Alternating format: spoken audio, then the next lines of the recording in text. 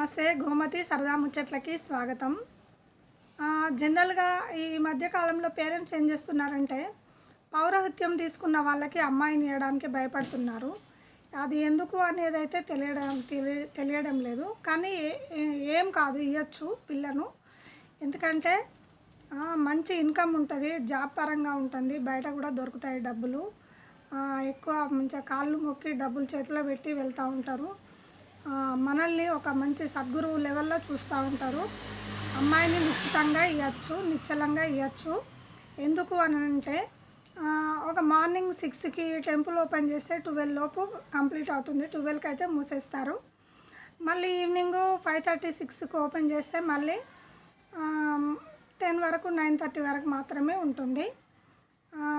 అది ఒక డ్యూటీ లాగా అనుకోవాలి తప్ప పౌరహిత్యం తీసుకున్న వాళ్ళకి అమ్మాయిని ఇవ్వకపోవడం అనేది అయితే అది తప్పు ఆలోచన అనేది నేను అంటాను.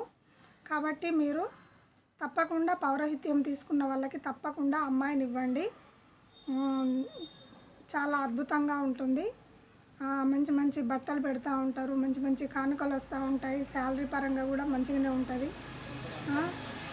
దేవునికి పూజలు చేసే హస్బెండ్ ఉన్న తర్వాత ఇంకేం కావాలి? దేవునికే మనం పూజలు చేస్తూ ఉంటాము. మనకు ఎక్కడో ఇంట్లో చేసుకోకుండా దేవుని దగ్గర పూజలు చేయడం అంటే ఎంత అదృష్టము అయి ఉంటే అలా పూజలు చేస్తారు. పూర్వజన్మ సుకృతం అనుకోవాలి.